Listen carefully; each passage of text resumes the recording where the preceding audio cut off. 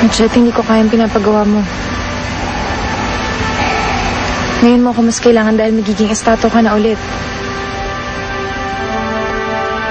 Huwag kang mag-alala sa akin, Rosella. Maghahanap ako ng ligtas na lugar dito sa Kakahuyan. At doon, maghihintay ako hanggang sa lumubog ang araw. Hanggang sa maging tawa ko muli. Pero Machete, Sumunod ka na lang sa akin, Rosella. Umuwi ka na sa inyo.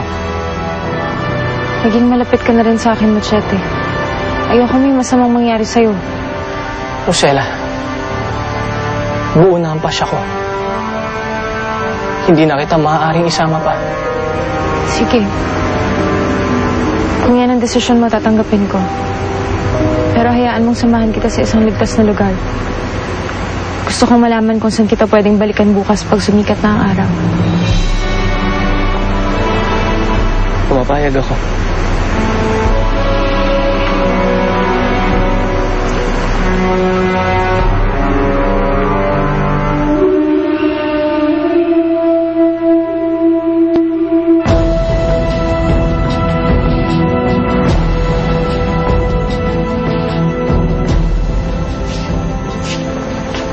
Saan ka galing? Sinundan ko sila Machete at Rosella. Pero nakatakas sila. Ikaw, saan ka nang galing? Bigla ka nawala. Wala ka bang napapansin na kakaiba sa akin? Ibang Marla na ako ngayon. Anong pinagsasabi mo? Gusto mo ba silang mahanap o hindi? Huwag kang mag-alala sa kanila. Dahil hindi sila makakatakas sa mga pinadala namin alagad. Sinong namin? Sinong maalagad? Humayo kayo. Patayin si Aguinaya. At dalhin sa akin si Machete.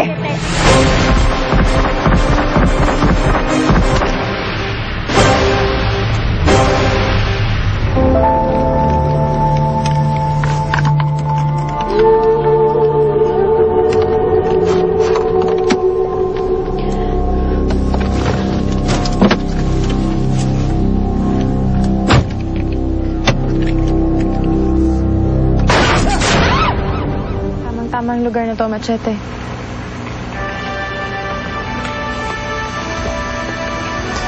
Maraming salamat, Rosella. Nakakasiguro ka ba na alam mo landas pabalik? Alam ko ang gubat na to, Machete. Bata pa lang huling pupunta na ako dito. Natutundan ko kagad ang daan pa uwi. Ang mahalaga, alam ko kung saan kita mababalikan bukas.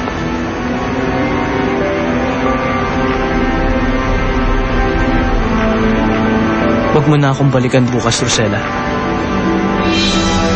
Sapat na ang lahat ng naitulong mo sa akin.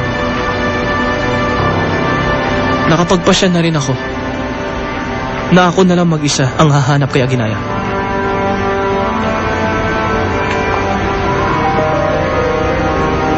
Sana mahanap mo na siya, Machete. Sana mahanap mo na si Aguinaya. Para mapagpatuloy niyo ng inyong pag-iibigan. Hangad ko ang iyong kaligayahan. Ganyan kakahalaga sa akin. Aalis na ako.